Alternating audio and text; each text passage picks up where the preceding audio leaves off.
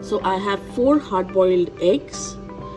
I have a tablespoon of black mustard seeds and 1.5 tablespoon of white mustard seeds.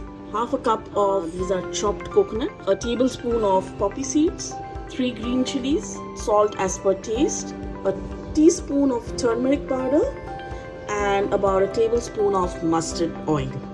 So let's start. The first step would be making a paste of the mustard seeds, poppy seed, coconut, and around just 1 green chili. So into my mixie, in goes the coconut, both the mustard seeds and the green chili, poppy seed.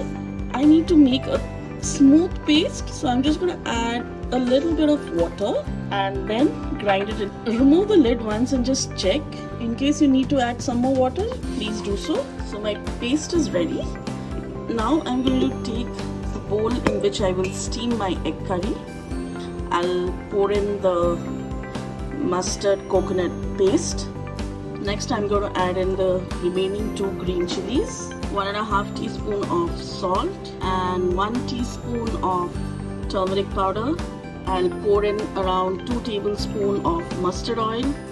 Just give this paste a mix. Now I'm going to add in my boiled eggs.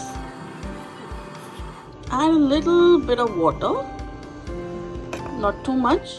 Cover up the eggs with the gravy. And now this is ready.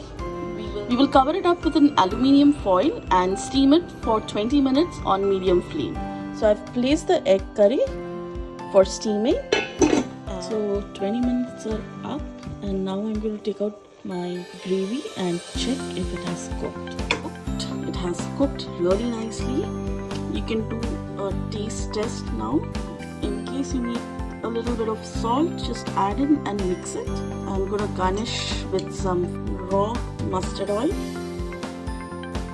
My Bhappa Dim curry or steamed egg curry is ready.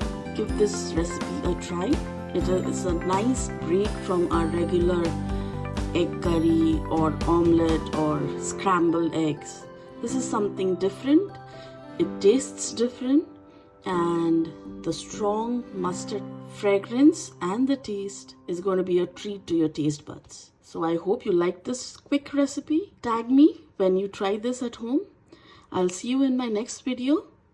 Till then, bye.